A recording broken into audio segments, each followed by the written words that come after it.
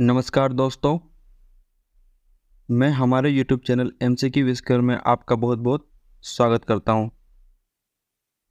इससे पहले कि हम लेक्चर शुरू करें, मैं हमारे चैनल के बारे में आपको कुछ संक्षिप्त परिचय देना चाहूँगा। दोस्तों, आपने कई सारे YouTube चैनल देखे होंगे जिन पर एमसीक्यू सॉल्व करवाए जाते हैं, लेकिन हमने देखा है कि किसी भी चैनल पर व्यवस्थित रूप से सभी विषयों के सभी टॉपिक्स के एमसीक्यू नहीं होते।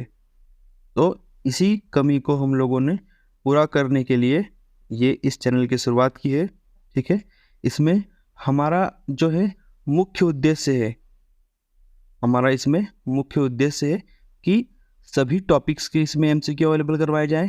ठीक है, और सभी सब्जेक्ट के एमसीक्यू अवेलेबल करवाए जाएं और सारे सिस्टमेटिक लेक्चर बने। ठीक है, और जितने भी सब्जेक्ट के एमसीक्यू हम लोग प्रोवाइड करवा रहे हैं, सबकी एक सेपरेट प्लेलिस्ट हो जिससे आपके लिए उसको एक्सेस करना आसान हो जाए। साथ में इसके साथ में हम वन लाइनर जो आंसर होते हैं, क्वेश्चन आंसर, वो भी हम लोग इसमें प्रोवाइड करवाने की कोशिश करेंगे। साथ में हमारे जितने भी लेक्चर हैं इसकी जो पीडीएफ है आपको हमारे टेलीग्राम चैनल के माध्यम से मिल जाएगी। आप टेलीग्राम पे एमसीक्यू विस्कर लिख कर सर्च कर सकते हैं और वहाँ पर आपको हमारा जो टेलीग्राम चैनल है वो मिल जाएगा, उसको आप ज्वाइन कर सकते हैं। वहाँ से आपको ये पीडीएफ मिल जाएगी। इसमें हमारी कोशिश रहेगी कि हम लोग जिस भी एग्ज़ाम के लिए सब्जेक्ट उठाएंगे उसको पूरा सिलेबस को हम लोग कवर करें, पूरा सिलेबस कवर हो, इसीलिए इस चैनल की शुरुआत की गई है। ठीक है, और आपको इसमें सभी परीक्षाओं से संबंधित एमसीक्यू मिल जाएंगे, जैसे कि मुख्य रूप से एमपीपीएससी, यूपीएससी और व्यापम की जितनी एग्ज़ाम्स होती हैं, जैसे कि एमपीएसआई की एग्ज़ाम हो गई, ठीक है, पटवारी की एग्ज़ाम हो गई, और इसके अलावा जैसे महिला पर्यवेक्षक की एग्ज़ाम आने वाली है। ठीक है, और इसके अलावा जो कांस्टेबल की एग्ज़ाम है, इसी तमाम जो भी व्यापम की एग्ज़ाम है, सभी के एमसीक्यू हम लोग यहाँ पर आपको प्रोवाइड करवाएंगे। ठीक है, इसमें MCQ for all exams, every subject and each topic. तो साथियों, एक बार पुनः आपका बहुत बहुत स्वागत है। तो चलिए हम लोग आज के हमारे पहले लेक्चर को शुरू करते हैं। साथियों, आज के हमारे पहले लेक्चर में हम लोग डिस्कस करेंगे इंफॉर्मेशन एंड कम्युनिकेशन टेक्नोलॉजी या फिर कंप्यूटर के 2018 से लेकर के 2022 तक के प्रीवियस 5 ईयर के हम लोग जो हमारे PYQs है उनको डिस्कस करेंगे। ठीक है, और हम लोग साथ में उनकी डिटेल भी देखेंगे। तो चलिए शुरू करते हैं। हमारा पहला क्वेश्चन है, निम्न में से कौन सा एक आभासी सहायक नहीं है? एलेक्सा, कोर्टाना, सिरी, कोर्टेसा। तो एलेक्सा का आपने नाम सुना होगा। एलेक्सा जो है वो अमेज़न कंपनी, इसका एक वर्चुअल असिस्टेंट है जो काफ़ी प्रसिद्ध है। कोर्टाना जो है वो माइक्रोसॉफ्ट कंपनी का है, नया है ये भी काफ़ी प्रसिद्ध हो रहा है। सिरी, जो भी लोग एप्पल का मोबाइल यूज़ करते हैं उसको पता होगा कि सिरी जो है एप्पल का क्या है, वर्चुअल असिस्टेंट है। साथियों, वर्चुअल असिस्टेंट क्या होता है? वर्चुअल असिस्टेंट जो है एक प्रकार का हमारा जो ह्यूमन असिस्टेंट होते हैं उनका ही एक प्रकार है, पर यह सॉफ्टवेयर के फॉर्म में होता है। यह हमारी इलेक्ट्रॉनिक डिवाइस में होता है। इसके माध्यम से हम हमारी काफ़ी सारी चीज़ों को मैनेज कर सकते हैं। जैसे कि यदि आपको सुबह एक मीटिंग में जाना है तो आप इसमें अपने वर्चुअल असिस्टेंट के माध्यम से एक अलार्म सेट कर सकते हैं जो आपको उस मीटिंग के टाइम पे इन्फॉर्म कर देगा कि आपकी 9 बजे मीटिंग है। ऐसे बहुत सारे कार्य ये वर्चुअल असिस्टेंट कर सकते हैं। तो हमारा सही आंसर है इसमें आंसर डी, कोर्टेसा। नेक्स्ट क्वेश्चन की तरफ चलते हैं। इससे पहले साथियों, हमने यहाँ पर कुछ प्रमुख जो कंपनियां हैं उनके वर्चुअल असिस्टेंट की लिस्ट दे रखी है, जैसे सिरी एप्पल कंपनी का, कोर्टाना माइक्रोसॉफ्ट का, गूगल असिस्टेंट गूगल का, एलेक्सा अमेज़न का, बिक्सबी ये भी काफ़ी महत्वपूर्ण है, सैमसंग कंपनी का है, फाइल एक स्वयं कंपनी है।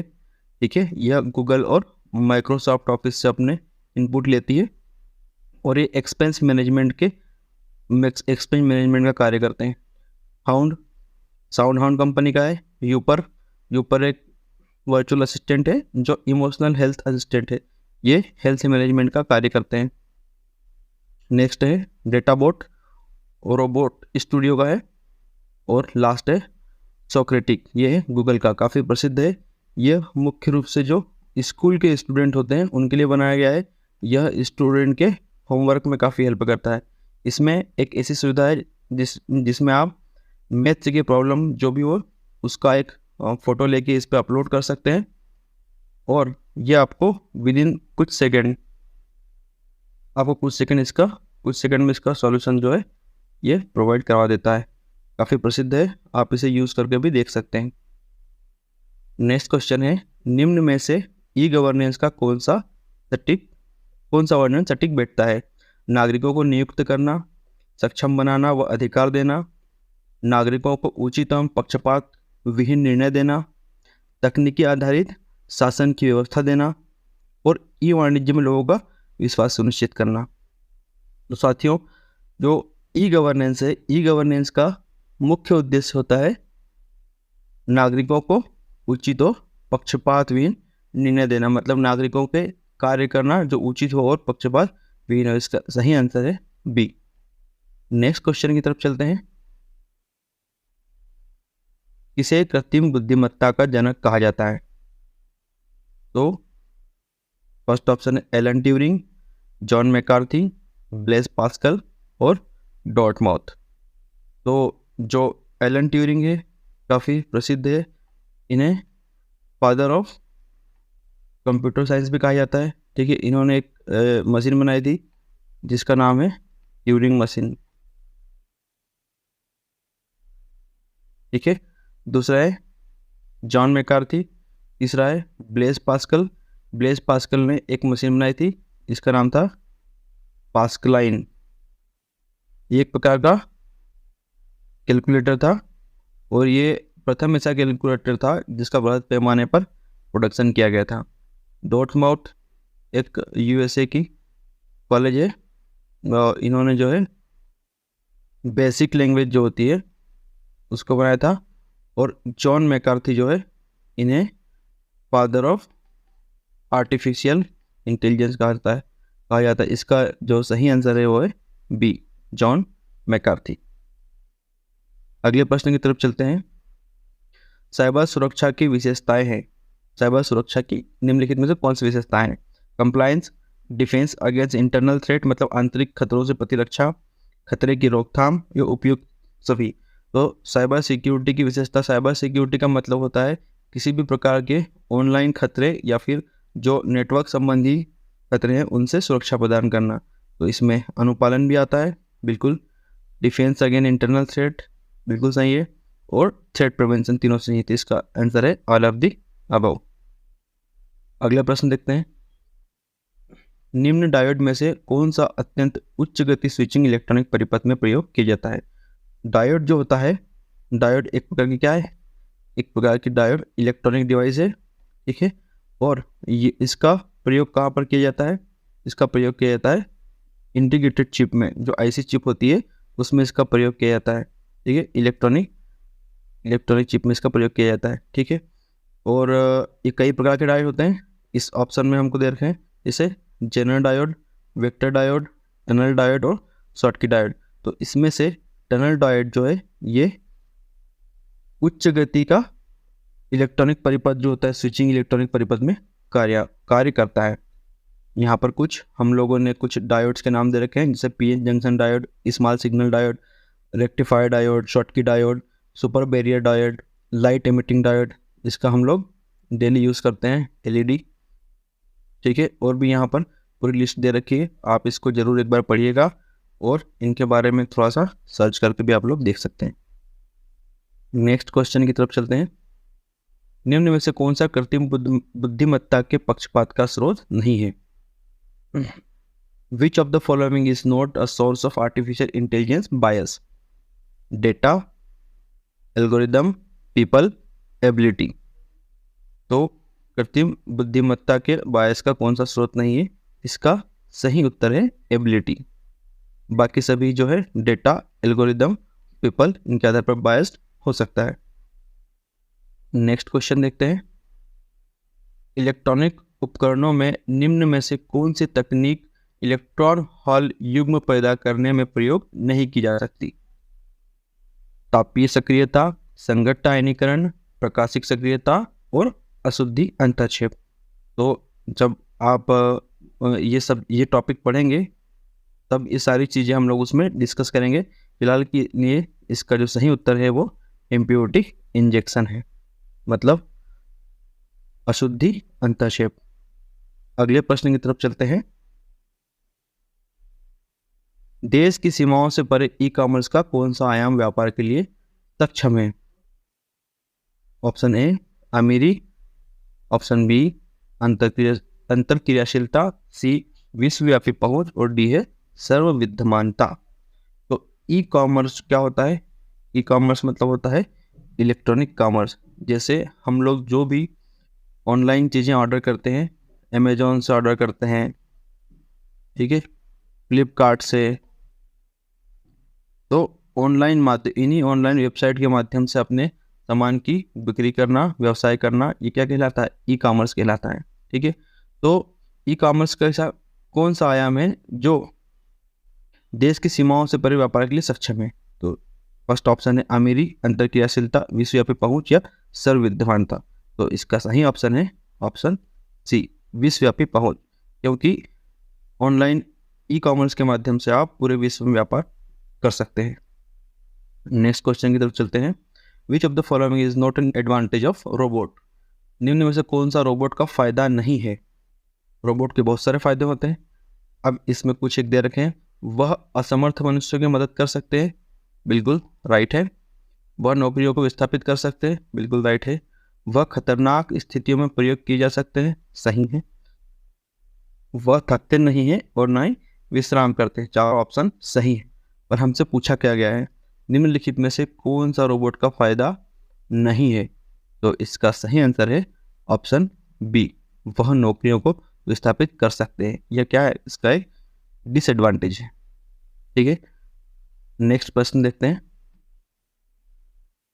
Which is social media optimization? Optimization मतलब अनुकूलन, किसी चीज का अनुकूलन। अनुकूलन क्या होता है? किसी चीज के प्रति स्वयं को ढाल लेना या उसमें एक्सपर्ट हो जाना। ऑप्शन है सोशल नेटवर्क द्वारा आसानी से प्रचार करना, स्पष्ट कंटेंट लिखना, छोटा कंटेंट बनाना जिसे आसानी से अनुक्रमित किया जा सके या इंडेक्स किया जा सके, लोगों की सामाजिक नेटवर्किंग नियुक्ति के लिए content banana, creating content for hiring people in social networking.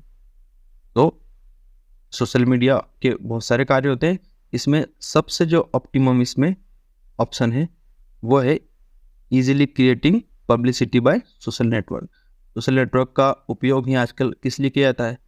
Publicity के लिए, ठीक है, या इन्फ्लुएंस करने के लिए। अगले प्रश्न की तरफ चलते हैं। अब हम लोग देखेंगे 2021 में आए हुए सभी प्रश्नों को। पहला इसमें प्रश्न है, वर्चुअल कीबोर्ड खाली स्थान से कंप्यूटर की सुरक्षा करते हैं? पासवर्ड चोरी, ट्रोजन प्रोग्राम, स्पाईवेयर या उपरोक्त सभी। तो वर्चुअल कीबोर्ड क्या होता है? वर्चुअल कीबोर्ड एक प्रकार का कीबोर्ड होता है जो प्रोजेक्शन के माध्यम से, जिस पर अलग अलग कीबोर्ड की सारी कुंजियां अंकित होती है, ठीक है, इस पर लिखने से किसी भी प्रकार के इंप्रेशंस नहीं पड़ते हैं। तो वर्चुअल कीबोर्ड का उपयोग क्यों किया जाता है? वह इसलिए क्योंकि पासवर्ड चोरी से बचा जा सके, ठीक है, किसी भी प्रकार के मैलिशियस प्रोग्राम कंप्यूटर में एंटर होने से बचे, ठीक है। स्पाईवेयर मतलब हमारे फिंगरप्रिंट्स को देख के लोग हमारा पासवर्ड चोरी कर सकते हैं, उससे बचा जा सके। तो इसमें आएगा option D, all of the above, मतलब इन सभी चीज़ों से बचने के लिए वर्चुअल कीबोर्ड का प्रयोग किया जाता है। अगला प्रश्न देखते हैं। एक ईमेल जो एक स्रोत से उत्पन्न दिखता है लेकिन वास्तव में दूसरे स्रोत से भेजा जाता है। आप लोगों ने कई ऐसे ईमेल देखे होंगे जो किसी प्रतिष्ठित कंपनी के नाम से हमारे इनबॉक्स में आते हैं, लेकिन उनका जो सोर्स होता है वो वह सोर्स नहीं होता है जो उसमें दिखाई देता है। ऐसे सोर्स होते हैं जो एक्चुअल में नहीं होते हैं। तो ऐसे सोर्स से जो आते हैं उनको क्या कहा जाता है? तो ऑप्शन है फिशिंग, स्पूफिंग, स्पैमिंग और स्निफिंग। तो इसका सही उत्तर है स्पूफिंग। फिशिंग क्या होता है? फिशिंग होता है आपको एक फेक ईमेल भेजा जाता है या फिर फेक एक आपको एसएमएस भेजा जाता है कि आपको इतने की लॉटरी लगी है, आपको यह चीज़ खुली है इनाम में, और इसके माध्यम से आपकी जो पर्सनल इन्फॉर्मेशन है वो जुटाई जाती है। इसको फिशिंग कहते हैं। देखिए, स्पैमिंग मतलब आपको अनवांटेड जो मैसेज आते हैं उसको कहते हैं स्पैमिंग। तो इसका सही आंसर है स्पूफिंग। अगला प्रश्न देखते हैं। In a network environment which is not server, एक नेटवर्क वातावरण में खाली स्थान जो है जो सर्वर नहीं है।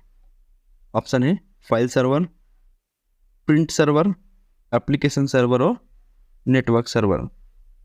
तो इसका सही उत्तर है नेटवर्क सर्वर। नेटवर्क सर्वर जो है वो एक सर्वर नहीं है। अगला प्रश्न देखते हैं। एक सामान्य नेटवर्क टोपोलॉजी नहीं है। नेटवर्क टोपोलॉजी क्या होती है? नेटवर्क टोपोलॉजी एक ऐसी व्यवस्था होती है जिसमें किसी भी नेटवर्क में जो कंप्यूटर्स होते हैं, विभिन्न प्रकार से अलग अलग तरीके से हम लोग कैसे कंप्यूटर्स को जोड़ सकते हैं। ठीक है, तो कंप्यूटर्स को आपस में जोड़ने की जो प्रक्रिया है, जोड़ने की जो कला है, या किस प्रकार से जोड़ने व्यवस्थित करने का क्रम है, उसको हम लोग क्या कहते हैं? नेटवर्क टोपोलॉजी कहते हैं। तो इसमें ऑप्शन है टोपोलॉजी नहीं है। ऑप्शन है बस, स्टार, रिंग और ग्रिड। तो इसका सही आंसर है ऑप्शन डी, ग्रिड। क्योंकि बस टोपोलॉजी भी होती है, स्टार टोपोलॉजी भी होती है और रिंग टोपोलॉजी भी होती है। यहाँ पर हमने कुछ टोपोलॉजीज दी हुई है। जैसे सबसे प्रथम हम लोग देखें कि बस टोपोलॉजी। बस टोपोलॉजी क्या होती है? एक सिंगल लेन के माध्यम से इसमें सभी नोड एक ही जो बैकबोन में कनेक्टेड होते हैं, इसको कहते हैं बस टोपोलॉजी। स्टार टोपोलॉजी में एक सेंट्रल हमारा जो सर्वर होता है और उससे सारे क्लाइंट नोड जो होते हैं जुड़े होते हैं। इसी प्रकार की ट्री, एक ऊपर सेंट्रल सर्वर होता है, उससे फिर नीचे सारे क्लाइंट्स जुड़े होते हैं। इसी प्रकार से हाइब्रिड में दो या दो से अधिक हम लोग टोपोलॉजी का उपयोग करते हैं, तो उसको हाइब्रिड टोपोलॉजी कहते हैं। उसके बाद रिंग में सभी एक दूसरे से नहीं जुड़े होते हैं, सिर्फ हमारे पास वाला जो नोड है उससे हमारा जो कंप्यूटर है वो जुड़ा रहता है। और मेश एक ऐसी टोपोलॉजी है जिसमें सारे जितने भी नोड है वो आपस में जुड़े होते हैं। तो इसको बिल्कुल ध्यान रखना है। इसमें से एक न एक प्रश्न हर बार पूछा जाता है पीएससी द्वारा। अगला प्रश्न देखते हैं। सच्चा न्यायोचित विश्वास अक्सर कहा जाता है। कभी कभी पीएससी कंप्यूटर में कभी क्या करता है? पीएससी कंप्यूटर में फिलोसॉफी के क्वेश्चन भी पूछ लेता है। ठीक है, तो ये उसका ही एक उदाहरण है। सच्चा न्यायोचित विश्वास अक्सर कहा जाता है। The true justified believe is often called hypothesis, intelligence, knowledge and none of the above. ठीक है, तो इसका सही उत्तर है नॉलेज। सच्चा न्यायोचित विश्वास अक्सर कहा जाता है नॉलेज को ही क्या कहा जाता है? सच्चा न्यायोचित विश्वास। अगले प्रश्न की तरफ चलते हैं। आईटी अधिनियम 2000 में महत्वपूर्ण अवधारणाओं को पेश किया गया है। ठीक है, ऑप्शन है इलेक्ट्रॉनिक रिकॉर्ड, डिजिटल हस्ताक्षर, प्रमाणित करने वाला प्राधिकरण और उपयुक्त सभी। तो आईटी एक्ट जो है अधिनियम 2002 में आया था और इसमें ये सभी प्रावधान व्यवस्थित किए गए हैं। तो इसका सही उत्तर है ऑप्शन डी। अगला क्वेश्चन देखते हैं। नीलामी या गतिशील मूल्य निर्धारण बाजार के उदाहरण है। कौन से बाजार के उदाहरण? Auction and dynamic pricing market are example of B2B commerce, B2C commerce, C2C commerce and none of the above. B2B means business to business commerce, C2B मतलब consumer to business commerce, C2C मतलब consumer to consumer commerce. तो नीलामी या गतिशील मूल्य निर्धारण कौन से बाजार के उदाहरण है? तो इसका जो सही आंसर है वो है आंसर बी। ये B2B ये जितने भी मॉडल हैं ये सभी जो है ई कॉमर्स के मॉडल हैं। कौन से कॉमर्स के? E commerce. ई कॉमर्स मतलब वही ऑनलाइन बिजनेस, ऑनलाइन के माध्यम से चीज़ों को बेचना या खरीदना। इसको कहते हैं क्या? वेबसाइट के माध्यम से चीज़ों को खरीदना या बेचना, इसे कहते हैं ई कॉमर्स। और ये ई कॉमर्स के ही मॉडल होते हैं। तो ई कॉमर्स के कुछ एक मॉडल यहाँ पर दिए हुए हैं, जैसे कि हम लोग देखें B2C मतलब बिजनेस टू कंज्यूमर मॉडल। ठीक है, बिजनेस टू कंज्यूमर मॉडल। तो जो भी हम लोग जितनी भी हम लोग ऑनलाइन वेबसाइट देखते हैं, जैसे कि हो गई कौन सी, फ्लिपकार्ट हो गई, ठीक है, अमेज़ॉन हो गई, और भी जितनी भी हम लोग ऑनलाइन शॉपिंग वेबसाइट देखते हैं सभी बिजनेस टू कंज्यूमर मतलब कंज्यूमर सीधे वहाँ पर देख कर अपना जो है माल खरीद सकता है। ठीक है, एक होती है B2B मतलब business to business. Business to business मतलब दो लोग आपस में बिजनेस कर रहे हैं या दो बिजनेस आपस में चीज़ों का आदान प्रदान या वस्तुओं का या सेवाओं का आदान प्रदान करते हैं। तो इसका एक प्रमुख एग्जाम्पल है जो बड़ी बड़ी कंपनियां हैं MNC, जैसे कि आपने नाम सुना होगा अलीबाबा। ठीक है, और भी कुछ कंपनी जैसे इंडिया मार्ट है। तो ये ऐसी कंपनियां हैं जिनके माध्यम से दूसरे जो होलसेल विक्रेता होते हैं या दूसरी छोटी जो कंपनियां होती है वो इनसे माल खरीदती है और फिर वो रिटेलर को प्रोवाइड करवाती है ऑनलाइन या ऑफलाइन के माध्यम से। तो जब दो बिजनेस आपस में चीज़ों या वस्तुओं या फिर सेवाओं का आदान प्रदान कराते हैं तो इन्हें बिजनेस टू बिजनेस जो ई कॉमर्स कहा जाता है। ठीक है, एक होता है C2B मतलब कंज्यूमर टू बिजनेस मतलब यहाँ पर कंज्यूमर जो है वो बेच रहा है और बिजनेस वाला जो है वो खरीद रहा है। तो इसके भी बहुत सारे एग्जांपल्स हैं। ठीक है, C2B के, जैसे कि जो लोग फ्रीलांसिंग का कार्य करते हैं, जैसे सॉफ्टवेयर डेवलपर जो है जो फ्रीलांसिंग करते हैं। ठीक है, फ्रीलांसिंग का कार्य करते हैं, इसमें क्या होता है वेबसाइट के माध्यम से जो भी कंज्यूमर है वो अपने कार्य को उस पर प्रदर्शित करता है और जो बिजनेस होते हैं वो इनको देखकर यहाँ से इनको हायर कर सकते हैं। ठीक है, अपनी सेवाओं को या फिर यहाँ पे इनकी वस्तुएं उनको यहाँ पे हायर कर सकते हैं। इसको कंज्यूमर टू बिजनेस कहा जाता है। ठीक है, एक होता है कंज्यूमर टू कंज्यूमर C2C मतलब यहाँ पर जो है बेचने वाला भी कंज्यूमर है और खरीदने वाला भी कौन है? खरीदने वाला भी है कंज्यूमर। मतलब कंज्यूमर बेच रहा है, कंज्यूमर ही खरीद रहा है। इसका बहुत फेमस एग्जांपल है कौन सा है? जैसे आप लोगों ने OLX का नाम सुना हो। OLX पे आप कोई भी चीज़ बेच सकते हैं और वहाँ से कोई भी चीज़ आप लोग खरीद सकते हैं। ऐसे ही आप लोगों ने नाम सुना होगा eBay का। eBay पे हम लोग कुछ बेच भी सकते हैं, वहाँ से खरीद भी सकते हैं। OLX पे हमारी चीज़ें हम लोग डाल सकते हैं, जिसे वो चीज़ चाहिए होगी वहाँ से वो खरीद भी सकता है। ठीक है, एक होता है बिजनेस टू B2G मतलब बिजनेस टू गवर्नमेंट। जब गवर्नमेंट विभिन्न प्रकार के जो बिजनेस हाउसेस हैं उनसे चीज़ों को प्रोक्योर करती है, उसको B2G बोलते हैं। C2G मतलब कंज्यूमर टू गवर्नमेंट मतलब जब गवर्नमेंट जो है जैसे गवर्नमेंट जो है कंज्यूमर, जैसे हम लोग देखते हैं कि हम लोग जो सरकार जो अनाज खरीदती है हमसे या फिर बहुत सारी चीज़ें जो सरकार सीधे कंज्यूमर से खरीदते हैं उनको उसको बोलते हैं C2G कंज्यूमर टू गवर्नमेंट। ठीक है, तो इसको एक बार ध्यान से देख लेना है और इनके एग्जांपल्स को याद रखना है। यही आप एग्जांपल के माध्यम से क्वेश्चन वहाँ पर सही हो सकता है, उससे काफ़ी हेल्प मिलती है। अगले प्रश्न की तरफ बढ़ते हैं। प्रश्न नंबर 18, कंप्यूटर नेटवर्क के बीच डाटा पैकेट को स्थानांतरित करने के लिए खाली स्थान का उपयोग किया जाता है। ऑप्शन है स्विच, राउटर, ब्राउटर और गेटवे। तो हम लोगों ने स्विच का नाम भी सुना है, नेटवर्क में प्रयुक्त होता है, राउटर का नाम भी प्रयुक्त सुना है, गेटवे का नाम भी सुना है, लेकिन ब्राउटर जो है वो एक नई चीज़ है। तो इसका सही आंसर है ब्राउटर। कंप्यूटर नेटवर्क में डाटा पैकेट स्थानांतरित करने के लिए प्रयोग किया जाता है। सॉरी, ये क्वेश्चन यहाँ पर थोड़ा सा हम लोगों ने गलत पढ़ लिया है। इसमें पूछ रहा है कि प्रयोग किया जाता है, इसका प्रयोग किया जाता है। तो इसका सही आंसर है ऑप्शन डी, गेटवे। इसलिए आपको यहाँ पर ध्यान रखना है कि नहीं कहाँ पर लिखा हुआ है, कहाँ पर नहीं लिखा हुआ, उसका हम लोगों को ध्यान रखना है।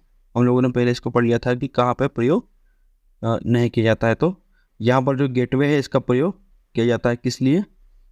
कंप्यूटर नेटवर्क के बीच डेटा पैकेट के स्थानांतरण करने के लिए। इसका सही ऑप्शन है डी।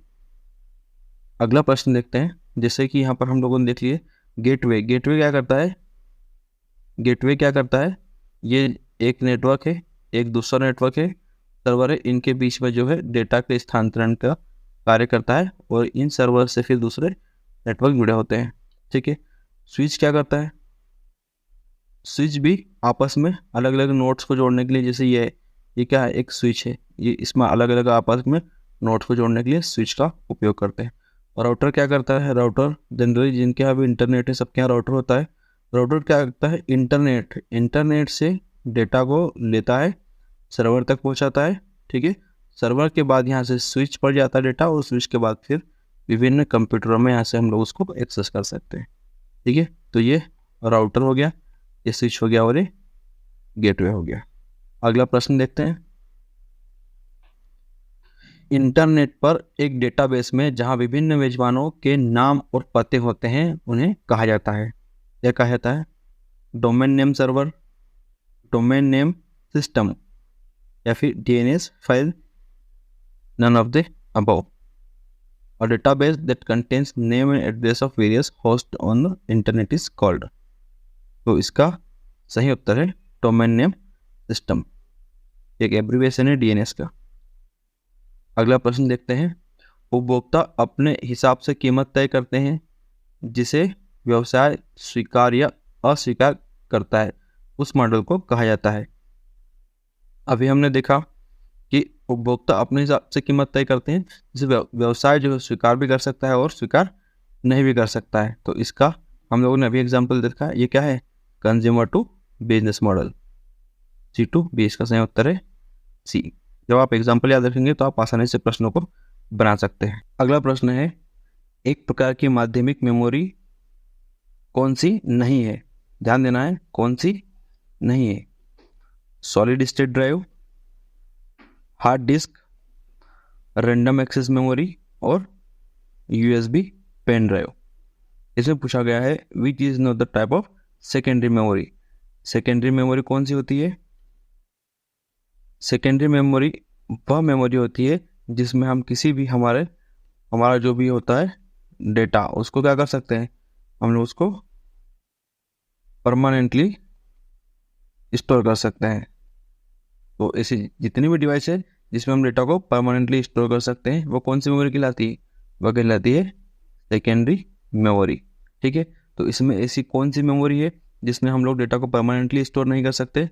तो इसका ऑप्शन है, सही ऑप्शन है option C, random access memory. क्योंकि जैसे ही हम लोग सिस्टम को बंद करते हैं रैम से सारा डेटा चले जाता है। अगला प्रश्न देखते हैं।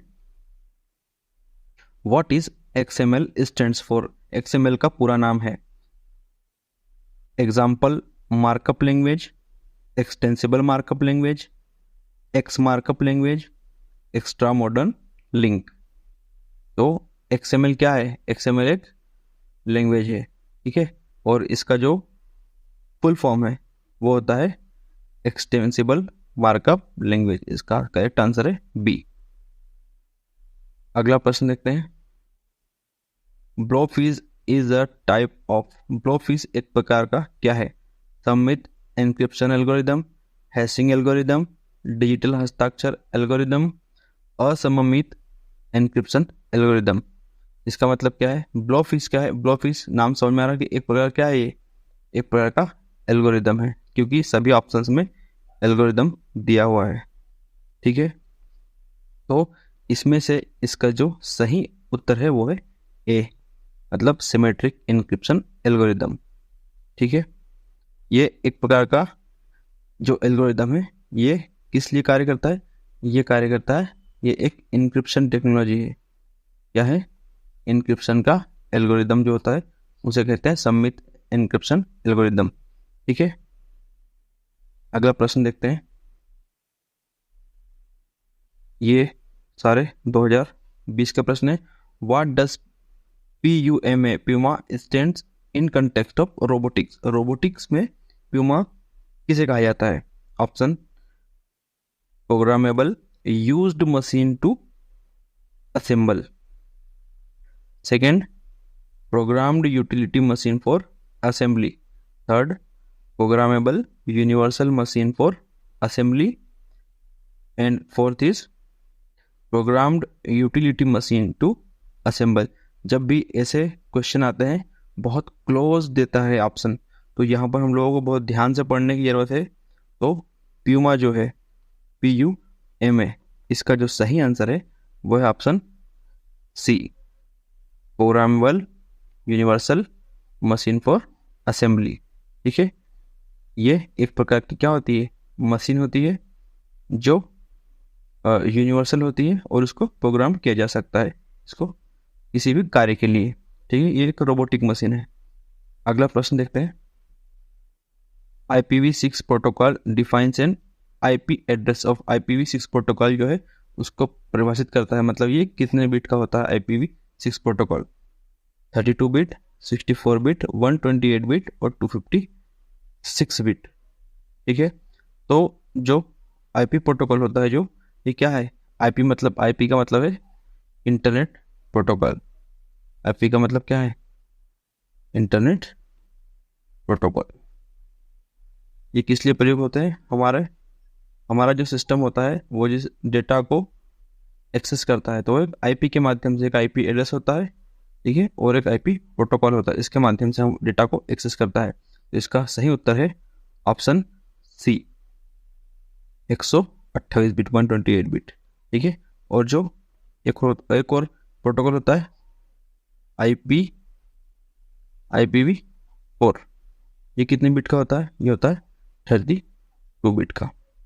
इसको ध्यान रखना है, ये बहुत बार एग्जाम में पूछा गया है। अगला प्रश्न देखते हैं।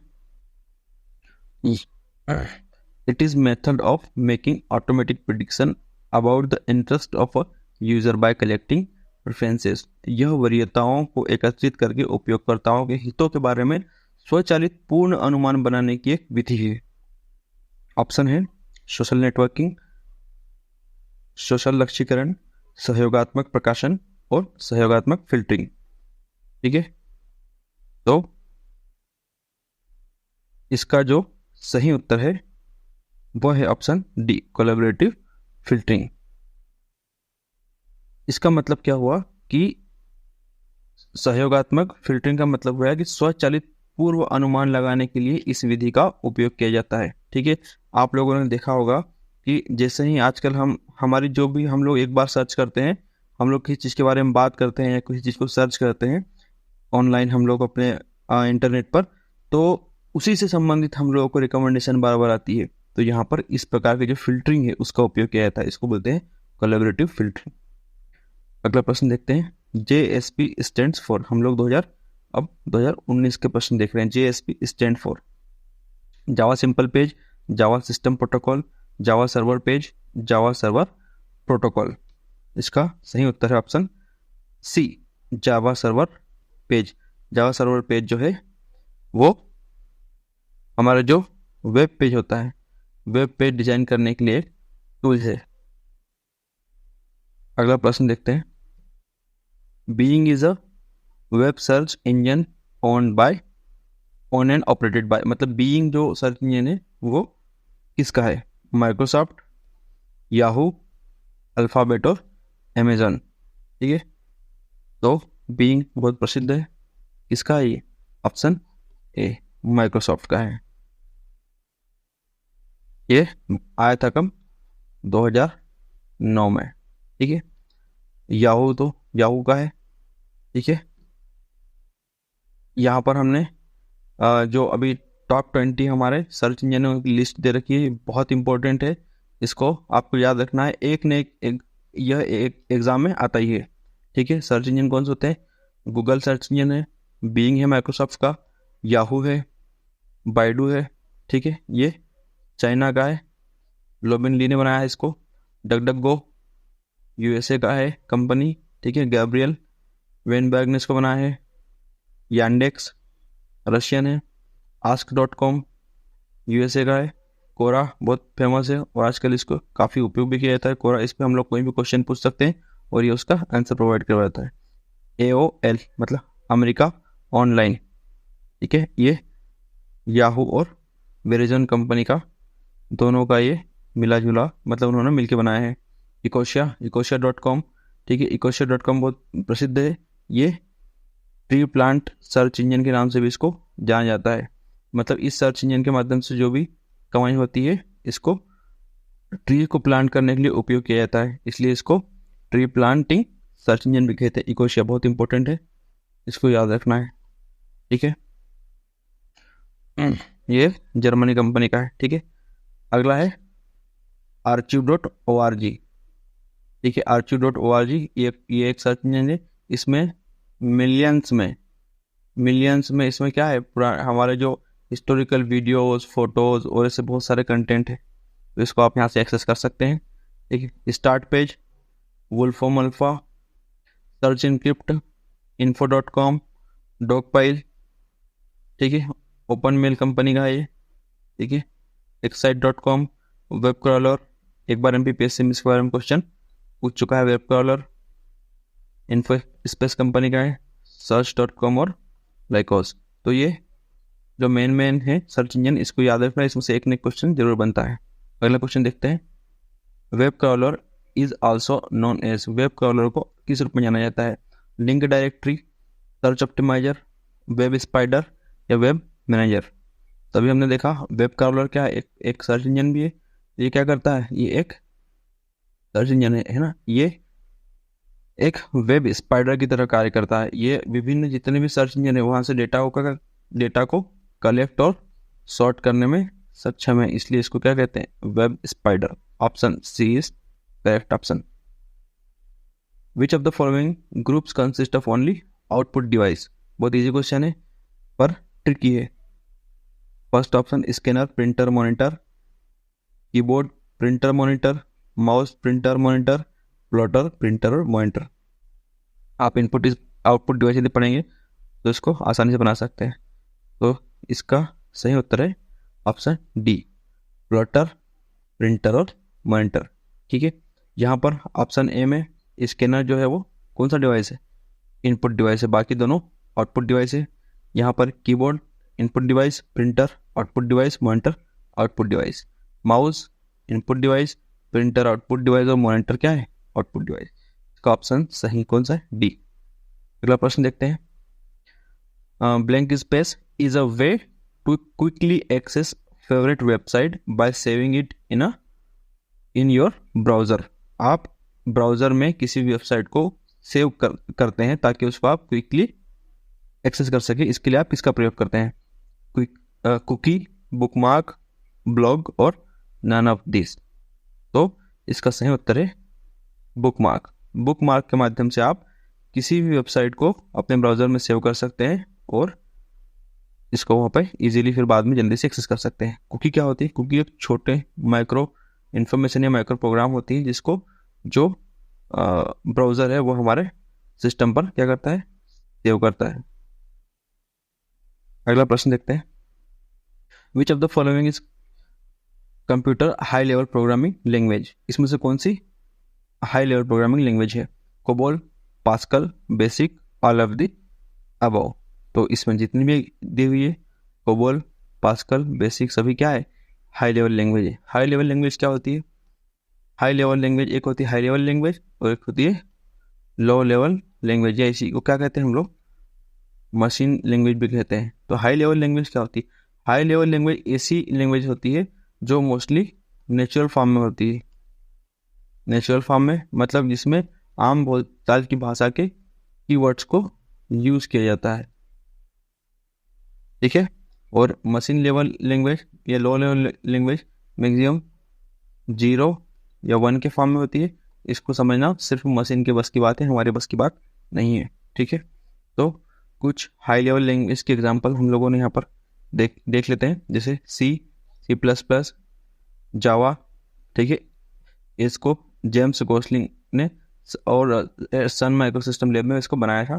ठीक है, इसमें सारी डिटेल दी हुई है। SQL, इसके फुल फॉर्म भी आपको बहुत यहाँ से कम 1 से 2 क्वेश्चन आपको यहाँ पर मिलेंगे देखने को। आपको इसको बहुत अच्छे से याद रखना है। SQL मतलब स्ट्रक्चर क्वेरी लैंग्वेज, आप इसका फुल फॉर्म भी पूछ सकता है। HTML hyper text markup language.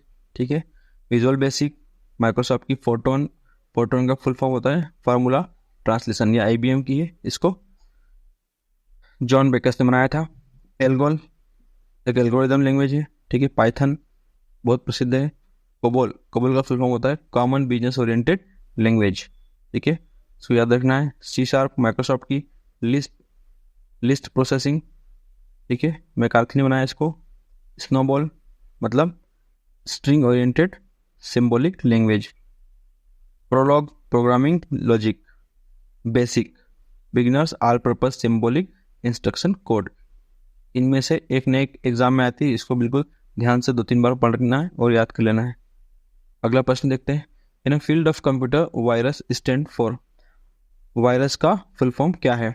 Very intelligent result unit source, vital information resource under seize, viral important record user searched, very interchange source under reach. तो इसका सही उत्तर है option B, vital information resource under seize. Virus क्या है? Virus एक प्रकार का सॉफ्टवेयर होता है छोटा, जो हमारे कंप्यूटर को क्या कर देता है? कंप्यूटर को हमारे ये करप्ट कर देता है। कंप्यूटर में से बहुत सारी चीज़ों को हमारे अपनी मल्टीपल कॉपीज बना के हमारे कंप्यूटर को भर देता है, और कंप्यूटर में बहुत सारी इसमें से समस्याएं उत्पन्न कर देता है, जिससे हम लोग इसको ऑपरेट नहीं कर पाते हैं। अगला प्रश्न देखते हैं। One who gains unauthorized access, destroys vital data, denies legitimate users service और causes problem for their target is call. मतलब कि ऐसा पर्सन जो अनऑथराइज एक्सेस करता है, ठीक है, हमारे डेटा को नुकसान कर देता है, और जो लेजिटिमेट यूजर होता है, जो ऑथराइज यूजर होता है, उसको जो है अपने सिस्टम को एक्सेस करना उसके लिए कठिन बनाया जाता है। तो इसको क्या कहते हैं? White hat hacker, cracker, programmer of database administrator. तो जो लोग हमारे कंप्यूटर में अनऑथराइज एक्सेस करते हैं, तो ऐसे लोगों को क्या कहा जाता है? क्रैकर को क्या बोलते हैं? क्रैकर को हम लोग ब्लैक हैट हैकर भी इसको हम लोग कहते हैं। ठीक है, और वाइट हैट हैकर को हम लोग क्या कहते हैं? Ethical hacker.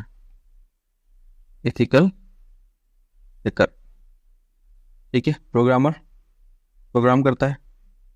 यहाँ पर जितने भी प्रकार के हैकर्स होते हैं सबकी लिस्ट देने की ये मोस्ट इम्पोर्टेंट है, इसको मार्क कर लेना। ये क्या है? मोस्ट इम्पोर्टेंट है। इसमें से भी आपको 1 से 2 क्वेश्चन यहाँ पर देखने को मिल सकते हैं, इसको बहुत अच्छे से पढ़ लेना है। देखिए, पहला होता है white hat hacker. White hat hacker क्या होता है?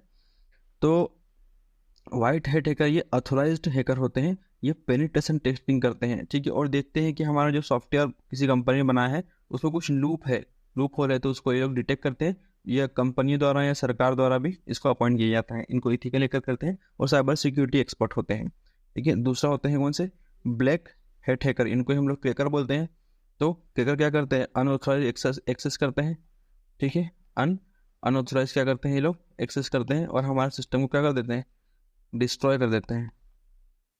ठीक है, हमारे पासवर्ड को हैक कर लेते हैं। ठीक है, हमारे सर्विस को denial of service attack, service को डिनाई कर देते हैं। ऐसे बहुत सारे कार्य करते हैं। ठीक है, अगला आता है ग्रे हैट हैकर्स। तो grey hat hacker black hat hacker और वाइट हैट हैकर के बीच के होते हैं। तो ये लीगली ऑथराइज नहीं होते हैं, और ये कभी कभी एज अ इथिकल हैकर भी कार्य करते हैं और कभी कभी एज अ क्रैकर भी कार्य करते हैं। ठीक है, अगला होता है स्क्रिप्ट किडीज। स्क्रिप्ट किडीज मतलब नाम से ही समझ में आ रहा है, जैसे किड्स का नाम है इसमें। ठीक है, ये सबसे ज़्यादा खतरनाक होते हैं, बच्चे सबसे ज़्यादा खतरनाक होते हैं। क्या करते हैं? ये अनस्किल्ड पर्सन होते हैं और अपने दोस्तों और सोसाइटी को इम्प्रेस करने के लिए कार्य करते हैं। और ये क्या करते हैं? जो हैकर्स द्वारा जिस कोई सॉफ्टवेयर बनाया जाता है हैकिंग के लिए, उनको डाउनलोड करके ये उससे हैकिंग करने का प्रयास करते हैं। बहुत खतरनाक टाइप के बच्चे होते हैं। देखिए, इनको कहा जाता है स्क्रिप्ट किडीज। नेक्स्ट है ग्रीन हैट हैकर्स। नेक्स्ट है कौन सा? Green hat hackers. ठीक है, ये भी एमेच्योर्स होते हैं, मतलब ये बड़े होते हैं, पर ये थोड़े से स्क्रिप्ट किडीज से एडवांस होते हैं। और ये एक फुल टाइम हैकर, मतलब ये कंप्लीट हैकर बनने की कोशिश करते हैं, स्क्रिप्ट की जैसे ही होते हैं, पर वो उनके प्रोग्राम्स को कॉपी नहीं करते, डाउनलोड नहीं करते, खुद सीखने की कोशिश करते हैं उनसे। ठीक है, ब्लू हेट हैकर्स क्या होते हैं? ये भी व्हाइट हेट हैकर्स जैसे ही होते हैं, पर ये क्या करते हैं? कंपनीज के लिए कार्य करते हैं। ठीक है, ये सिक्योरिटी टेस्टिंग का कार्य करते हैं। ठीक है, और जो सॉफ्टवेयर प्रोडक्शन पे जाने वाला होता है और लॉन्च होने वाला होता है, उससे पहले इनको क्या करते हैं? इनको जो है आउटसोर्स करती है कंपनी सॉफ्टवेयर को टेस्ट करने के लिए। तो व्हाइट हेट हैकर और ब्लू हेट हैकर में ये डिफरेंस है। व्हाइट हेट हैकर जो है परमानेंट वर्कर होते हैं कंपनी के, और जो ब्लू हेट हैकर है उनको हायर किया जाता है, उनको आउटसोर्स किया जाता है। अगला होता है red hate hackers. Red hate hackers को हम लोग ईगल आई हैकर्स भी कहते हैं। क्या कहते हैं? ईगल आई हैकर्स। बहुत इंपॉर्टेंट है, इसको ध्यान रखना है। ये क्या करते हैं? ये क्या करते हैं? जो ब्लैक हेट हैकर्स हैं, ब्लैक हेट हैकर्स को रोकने की कोशिश करते हैं, पर ये क्या करते हैं? उनको कीप्स ऑन अटैकिंग, मतलब उन पे ये लगातार अटैक करते रहते हैं जब तक उनका सिस्टम पूरा खराब नहीं हो जाता। तो इसको क्या करते हैं? Black hate red hate hackers. ठीक है, नेक्स्ट है स्टेट या नेशन स्पॉन्सर्ड हैकर। मतलब जो हमारे सरकार है या फिर हमारे जो राष्ट्रीय सरकार है, राज्य की सरकार है, जिन हैकर्स को अपॉइंट करती है, ठीक है, वो हाईली पेड गवर्नमेंट ऑफिशियल्स भी हो सकते हैं या फिर वर्कर्स होते हैं, उनको सरकार अपॉइंट करती है। इनको क्या बोलते हैं? स्टेट या नेशन स्पॉन्सर्ड हैकर। फिर एक होते हैं हैकविस्ट। जैसे एक्टिविस्ट होता है और ऐसे ही होता है हैकविस्ट, मतलब ये ऑनलाइन वर्जन ऑफ एक्टिविस्ट। मतलब एक्टिविस्ट का ऑनलाइन वर्जन को क्या कहते हैं? एक्टिविस्ट। ठीक है, ये एक हैकर हो सकता है या ग्रुप ऑफ हैकर भी हो सकता है। ठीक है, ये क्या कर सकते हैं? ये करते हैं अनऑथराइज एक्सेस करते हैं काय में? कंप्यूटर में। किसके? सरकार के। और वहां से क्या चुराते हैं? फाइल्स, ताकि उनके घोटाले को उजागर कर सके और सोशल मीडिया पे इन्फ्लुएंस कर सके, या पॉलिटिकल उसके जो कार्य हैं वो कर सके पॉलिटिकल बेनिफिट के लिए। ठीक है, नेक्स्ट है मेलिशियस इनसाइडर या विसल ब्लोअर। विसल ब्लोअर का नाम तो सुना ही होगा आपने। विसल ब्लोअर ऐसे लोग होते हैं जो कंपनी के अंदर रह करके वहाँ के घोटालों के बारे में आवाज उठाते हैं। एम्प्लॉय ऑफ अ कंपनी और गवर्नमेंट एजेंसी। ठीक है, बिकम अवेयर ऑफ द कोई इलीगल एक्टिविटीज चल रही है तो उसके बारे में ये अवेयर होते हैं, और बाद में ये उसको पब्लिक करने के लिए क्या करते हैं? कभी कभी ब्लैकमेल भी करते हैं। ठीक है, उनके पर्सनल गेन के लिए। तो इनको क्या कहते हैं? Malicious insider. आगे आता है फ्रैकिंग। फ्रैकिंग मतलब क्या होता है? ये भी एक प्रकार के क्या होते हैं? हैकर होते हैं, पर ये हैक करते हैं किसको? हमारी फोन कॉल्स को। हमारे फोन कॉल को क्या करते हैं? रीराउट कर सकते हैं, एक जगह से काट के दूसरी जगह कनेक्ट कर सकते हैं, आवाज़ चेंज करके बात कर सकते हैं। ठीक है, ये आवाज़ चेंज करने के लिए ब्लू बॉक्स का प्रयोग करते हैं। ब्लू बॉक्स एक प्रकार का ऐसा टेलीफोन डिवाइस होता है जिसका प्रयोग करके ये आवाज़ को चेंज कर सकते हैं, अपनी आवाज़ को चेंज करके किसी को भी कॉल कर सकते हैं। विश्व में इंटरनेट के माध्यम से भी कॉल कर सकते हैं बिना सिम के। ठीक है, ये बहुत खतरनाक होते हैं। अगले होते हैं सोशल इंजीनियरिंग। अगली होती है क्या? Social engineering. इसको ध्यान रखना है, काफ़ी इंपॉर्टेंट है ये सोशल इंजीनियरिंग। ये क्या करते हैं? ये हमको ईमेल भेजते हैं, कॉल भेजते हैं, और कुछ समय के लिए हम लोगों को ऐसा एक हम लोगों से रिलेशन बना लेते हैं। ठीक है, जिससे हमको लगता है कि ये ऑथोराइज लोग हैं, और मतलब इन पर हम लोग विश्वास कर सकते हैं, और धीरे धीरे हम लोगों से बातचीत शुरू करते हैं, और उसके बाद में हम लोगों से अपनी पर्सनल डिटेल निकलवाते हैं। जैसे हम लोगों की कोई आईडी हो गई, ठीक है, हम लोगों की बैंक डिटेल हो गई, ठीक है, हम लोगों का एड्रेस हो गया। इस प्रकार के पर्सनल डिटेल्स निकालते हैं, फिर बाद में उनका उपयोग करके हम लोगों को फंसा के हम लोगों से ये लोग पैसे ऐंठने का कार्य करते हैं। इसको कहते हैं सोशल इंजीनियरिंग। ये बहुत खतरनाक है। तो इन सबको आपको अच्छे से एक बार पढ़ लेना है, और इसमें से जरूर 1 से 2 क्वेश्चन आपके बनेंगे। अगला प्रश्न देखते हैं। First cyber law which provide the legal infrastructure for e commerce in India. ठीक है, तो ई कॉमर्स के लिए इंफ्रास्ट्रक्चर प्रोवाइड करने वाला फर्स्ट साइबर लॉ कौन सा है? The information technology act 1996, information technology act 2000, information technology act 1998, information technology act 1990।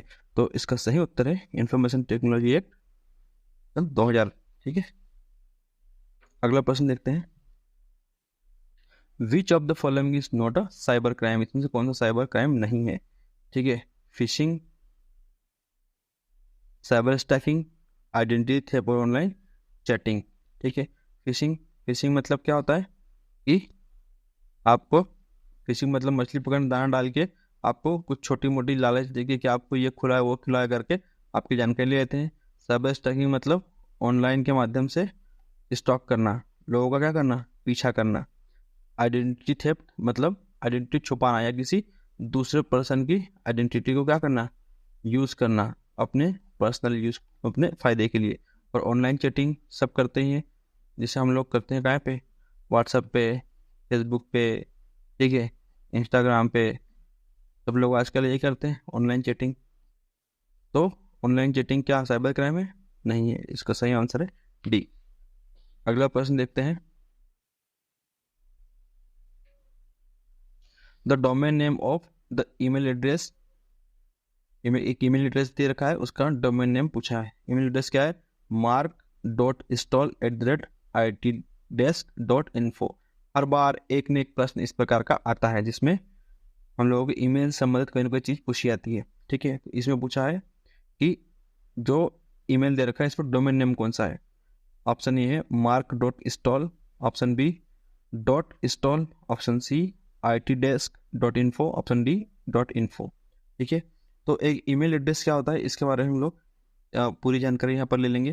तो इसका जो सही उत्तर है वो है ऑप्शन सी itdesk.info। देखिए, ईमेल जो होता है, email, the domain name is determined by email account host और क्लाइंट। जैसे हमारा गूगल है, ठीक है, जैसे हम लोगों ने देखा होगा, हम जो भी हमारा होता है तो हम लोग बोलते हैं gmail.com, yahoo.com या outlook.com। तो जो भी कंपनी होती है, जो भी सर्विस प्रोवाइडर होती है, ठीक है, उसका नाम होता है, तो उसके नाम के @ के बाद उसका नाम होता है। ठीक है, तो @ के बाद जितनी भी चीज़ होती है, ठीक है, उसको हम लोग कहते हैं क्या, डोमेन नेम। ठीक है, जैसे @gmail.com, @yahoo.com या @outlook.com। ठीक है, और यूज़र नेम क्या होता है, तो उसके पहले का जितना भी भाग होता है, ठीक है, स्पेसिफिक पर्सन को, जो हम कोई किसी स्पेसिफिक पर्सन को रिकग्नाइज करता है। ठीक है, जैसे हम लोगों ने एक में मान लो आपने ईमेल बनाया है, ठीक है, तो आपका नाम या आपकी स्कूल का नाम या एम्प्लॉय है तो उसका नाम। ठीक है, तो जैसे कि हम लोग इस प्रश्न में देखें तो इसमें लिखा है mark.install। तो mark.install क्या है इसमें, mark.install जो है इसमें यूजर नेम है, और @itdesk.info ये क्या है, ये डोमेन नेम है। ठीक है, तो इसको ध्यान रखना है। आगे देखते हैं, अगला प्रश्न है, जब किसी वेबसाइट के ग्राहक नकली नेटवर्क यातायात की बाढ़ के कारण इसे एक्सेस करने में असमर्थ होते हैं तो इसे निम्नलिखित में से किस प्रकार से जाना जाता है? वायरस, ट्रोजन हॉर्स, क्रैकिंग और डिनायल ऑफ सर्विस अटैक। तो इसका सही उत्तर है option D, denial of service attack. Denial of service attack क्या होता है? जब कोई हैकर, क्या, जब कोई हैकर हमारे कंप्यूटर पर क्या करता है, हमारे कंप्यूटर पर अटैक करता है। अटैक करने का कारण क्या है? ये ऑनलाइन माध्यम से करता है, और हमारे कंप्यूटर पर इतने सारे या तो ईमेल भेज देगा या इतना सारा ट्रैफिक कर देगा कि हमारा कंप्यूटर हमको सर्विस देने से इनकार करने लगेगा। मतलब इसको आप कह सकते हैं कि क्या हो जाएगा, एक प्रकार से ये हैंग हो जाएगा। ठीक है, तो इसे हम लोग कहते हैं denial of service, denial of service attack. ठीक है, तो यातायात बढ़ा देता है जिससे हम लोग सर्विस को एक्सेस नहीं कर पाते। इसका सही ऑप्शन है D, denial of service attack. अगला प्रश्न देखते हैं, इसमें एक चीज़ बताई गई, जैसे वायरस तो हम लोगों को पता ही क्या होता है, malicious software. Trojan horse, Trojan horse क्या होता है? ट्रोजन हॉर्स भी एक प्रकार का क्या होता है, एक प्रकार का वायरस होता है। तो ये देखा, ट्रोजन हॉर्स हम लोग देख सकते हैं यहाँ पर, ये पुरानी ग्रीक मान्यताओं में, ऐसा कहानियों में मिलता है एक हॉर्स का जिक्र जिसको बोलते हैं ट्रोजन हॉर्स। ट्रोजन हॉर्स एक इस प्रकार का हॉर्स होता था जिसमें लोग क्या करते थे, इसके अंदर बैठ के और जो प्रतिद्वंदी है उसके जो किले में घुस जाते थे, वो फिर वहाँ जाके सब लोग बाहर निकल के, कई मूवीज में भी देखा होगा, बाहर निकल के फिर हमला करते थे। एक प्रकार क्या होता है, मालवेयर है एक प्रकार का। ठीक है, वो क्या करता है, मिसलीड करता है यूजर को। ठीक है, उसका ट्रू इंटेंट नहीं बताता और मिसलीड करता है। एक प्रकार का क्या होता है, एक प्रकार से बताता है कि स्टैंडर्ड प्रोग्राम है, पर वो एक स्टैंडर्ड प्रोग्राम के अंदर छुपा हुआ होता है, और एक प्रकार क्या होता है, वो मालवेयर होता है। इसको कहते हैं क्या, ट्रोजन हॉर्स। अगला प्रश्न देखते हैं। शब्द खालिस्तान का आशय है एक ऐसा व्यक्ति जो बिना किसी प्राधिकरण के कंप्यूटर सिस्टम में सेंध लगाकर घुसता है, जालसाजी के उद्देश्य के लिए जानबूझकर वेबसाइट को विकृत करता है। White hat hacker, hacker, cracker और स्टेकर। तो अभी हमने देखा कि व्हाइट हैट हैकर जो होता है उन्हें हम लोग क्या कहते हैं, एथिकल हैकर कहते हैं, और हैकर तो हैकर ही होता है। क्रैकर जो मतलब ब्लैक हैट हैकर जो होता है उसको क्या कहते हैं हम लोग, क्रैकर कहते हैं। तो इसका सही आंसर है ऑप्शन सी, क्रैकर। निम्न में से कौन सी साइबर अपराध की दो आवश्यक विशेषताएं हैं। साइबर अपराध के लिए निम्नलिखित में से कौन सी दो आवश्यक विशेषताएं हैं। कार्य प्रणाली के रूप में कंप्यूटर प्रौद्योगिकी तथा पर्यावरण की अखंडता, अपराधी कंप्यूटर दक्षता तथा कंप्यूटर प्रौद्योगिकी की शिकार अनभिज्ञता, हार्डवेयर और सॉफ्टवेयर, हैकर्स और क्रैकर्स। तो कंप्यूटर प्रणाली के रूप में कंप्यूटर प्रौद्योगिकी तथा पर्यावरण की अखंडता, तो इसमें इसका सही आंसर है ऑप्शन बी, अपराधी कंप्यूटर दक्षता तथा कंप्यूटर प्रौद्योगिकी की शिकार अनभिज्ञता। मतलब यदि आप साइबर क्राइम, साइबर अपराध के विक्टिम बनते हैं तो ये दो कारण उसमें मुख्य रूप से होते हैं। मतलब जो अपराधी होता है साइबर क्राइम करने वाला, उसकी दक्षता और हमारी अनभिज्ञता, इसी कारण हम लोग साइबर अपराध का शिकार होते हैं। अगला प्रश्न देखते हैं। निम्न में से कौन सा वीडियो कॉन्फ्रेंसिंग सिस्टम के लिए आवश्यक घटक नहीं है। वीडियो कैमरा, क्या वीडियो कैमरे की जरूरत पड़ती है, पड़ती है। डिस्प्ले डिवाइस पड़ती है। टेलीफोन की जरूरत पड़ती है, पड़ती भी है और नहीं पड़ सकती। माइक्रोफोन की जरूरत पड़ती है, हाँ, क्योंकि टेलीफोन का काम आजकल कहाँ से हो जाता है, इंटरनेट से हो जाता है। ठीक है, आप लोग इंटरनेट से भी कॉल कर सकते हैं, जिससे बहुत सारे आजकल ऐप्स है, सबसे प्रसिद्ध है स्काइप, इसके माध्यम से वीडियो कॉल कहीं भी कर सकते हैं। तो इसका सही उत्तर है टेलीफोन, ऑप्शन सी। अगला प्रश्न देखते हैं। एक जानबूझकर विघटनकारी सॉफ्टवेयर जो कंप्यूटर से कंप्यूटर तक फैलता है को खालिस्तान कहा जाता है। Search engine, chat software, email और वायरस। तो इसका सही आंसर है कौन सा, डी। बहुत इजी क्वेश्चन है। निम्न संक्षेप रूपों में से कौन सा सामान्य रूप से अवांछित जंक ईमेल का वर्णन करता है। CRAM, CRAM, DRAM, जैम या स्पैम। तो स्पैम क्या होता है, option D is the correct answer. Spam, spam mail को क्या बोलते हैं हम लोग, जंक मेल बोलते हैं। ठीक है, स्पैम मेल क्या होता है, जब आपको कोई कंपनी या कोई व्यक्ति, फिर कंपनी या फिर कोई इंडिविजुअल आपको बिना किसी कारण के मेल करता है, इस प्रकार के मेल को जंक मेल भी कहते हैं। Question number 44। Blank space offers services as search capabilities, email, news, stock prices, weather information, portal and और स्पोर्ट एंड इंटरटेनमेंट। तो इस प्रकार के जो जो सर्विस प्रोवाइड करवाता है उसे हम लोग क्या कहते हैं। ऑप्शन है होस्टल, पोर्टल, आर्टिकल और न्यूज़पेपर। बाकी ऑप्शन सब ऐसे हैं कि कोई भी एलिमिनेट कर सकता है। तो इसका सही क्या है आंसर, पोर्टल। किसी भी पोर्टल के माध्यम से हम सारी सर्विस को प्राप्त कर सकते हैं। अगला प्रश्न है, the first page displayed bye web browser after opening a website is called. देखिए, हम लोग जब किसी भी वेबसाइट को ओपन करते हैं तो उस पर जो फर्स्ट पेज दिखाई देता है हमको, उसको क्या कहते हैं। ऑप्शन है home page, browser page, search page और बुकमार्क्स। तो इसका सही उत्तर है ऑप्शन ए, होम पेज। जब हम किसी वेबसाइट को खोलते हैं तो जो सर्वप्रथम हमको फर्स्ट पेज दिखाई देता है उसको हम लोग क्या कहते हैं, होम पेज कहते हैं। अगला प्रश्न देखते हैं। कंप्यूटर पर लिखित लिंक्ड जानकारी के संग्रह को जो इंटरनेट के माध्यम से उपलब्ध होती है कहा जाता है क्या। ऑप्शन है web server, web store, world wide web या वेब इंफॉर्मेशन। ठीक है, तो कंप्यूटर पर लिखित लिंक्ड जानकारी के संग्रह मतलब कंप्यूटर जो हमारे इंटरनेट पर जानकारी एक दूसरे से लिंक होती है उसके संग्रह जो इंटरनेट के माध्यम से उपलब्ध होती है उसको क्या कहते हैं? इसका सही उत्तर option C, world wide web. तो वर्ल्ड वाइड वेब के माध्यम से हम लोगों को जानकारी उपलब्ध होती है।